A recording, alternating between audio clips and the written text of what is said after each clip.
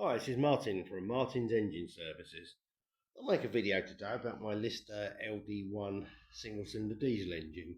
A 1965, 3.5 horsepower. That's a nice little old engine. It was actually the first unit I ever bought about five or so years ago now. It was in near running condition when I obtained it. It needed injector cleaning and the injector pump freeing off a little bit, and the bottom of the fuel tank, as I think with every stationary engine has been sitting, had fallen out. Somewhat rudimentary patch I welded right round the bottom of the tank, but it's been holding fuel now ever since, so I ain't touching it. The engine was actually supplied by Listers to a company in Holland, and there's their plate on the side. Please don't ask me to pronounce it. They're actually a boat builder, and they're actually an agent for Listers. And I believe they still are building boats and barges and whatnot to this day and doing engine conversions. I believe it was one of two engines fitted to a working barge, like a grain barge or something similar, and somehow it wound its way back to England. The guy I bought it from did actually have both engines for sale, but he had actually sold the other engine, and I would like to have bought the pair actually. I think it would have been rather nice to keep together. It is actually a variable speed engine, which is quite handy for the applications I've used it for at the moment, and although this may look like a piece of wood, this is actually a highly engineered NASA specification throttle control lever, and it's attached to the variable speed unit by this piece of cable there, which I think I salvaged from the seat. It's a pretty simple engine to start. You've got a decompression lever on the top here because you ain't turning this over under compression under any circumstances. And on the side here you've got a control lever, which you put in one position here to start, that position's run, and that shuts off the fuel. In the upright position it advances the pump timing slightly to help it start. If you leave it in that position it runs okay, but it does diesel knock a bit, and under high load you'll get lots of sparks and soot flying out the exhaust, which is quite spectacular but a bit alarming. I did actually leave it there once by mistake and thought, what on earth is going on here? Where it lives in the shed, and I'll come back to what it does, where you can probably see with the alternators. I had to make this rather funky exhaust, which uses a bit of steel conduit and a bit of some pipe I found laying around, and I dread to think what I made the exhaust box out of, but it works, and it's a piece of modern art, I suppose, really.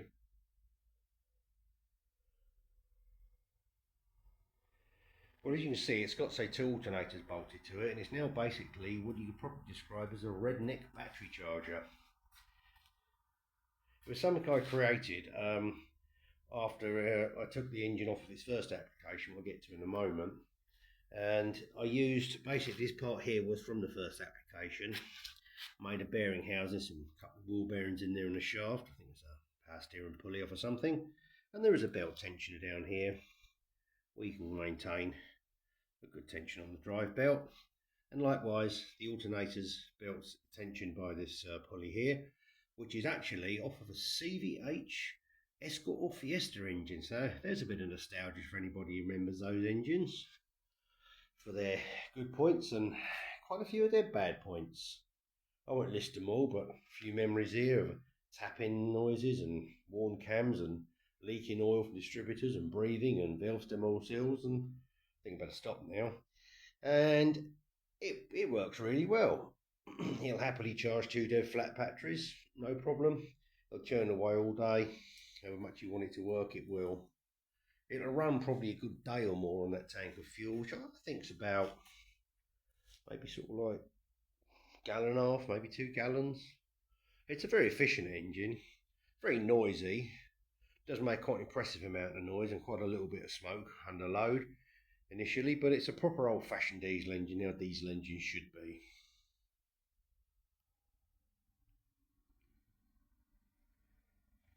Originally I used it to power a log splitter, which is one of those sort of cone type spiral affairs that you sort of ram the log against and it just churns its way through it.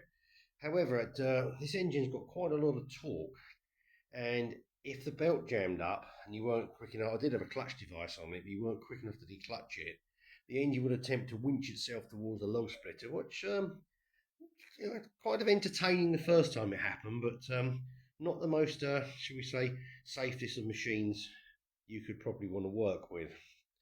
And I decided this probably wasn't a good idea, and I dismantled it and bought an electric log splitter. And then I had these parts left over, and I had these alternators, and one thing led to another, I think, on one Saturday afternoon. And this, I guess you could call it portable battery charger was made, but it's probably not that portable because she probably weighs in close to 200 kilos, maybe a touch more. You can see it's on a rather robust wooden trolley which my father made for me using some fence posts and mounted on some heavy duty steel wheels. We actually made the wheels by rolling sheet metal around a wooden former, welding discs and tubes in the middle, and come up with these pretty heavy duty steel wheels. They certainly work well, rattle along nicely when you're moving it, but they hold the weight of the engine well. I have rubber mounted the engine onto the chassis to try and take some of the vibration out of it being a single cylinder, which has reduced the problem dramatically. And I'm not mistaken, I do actually think those rubber mounts may be off a Metro or something. I can't quite remember where I got them from now. I know something of that nature. But you know me, make something out of all sorts of stuff and take a part off one thing, turn it upside down, drill a hole in it and stick it on. And that's what I like doing.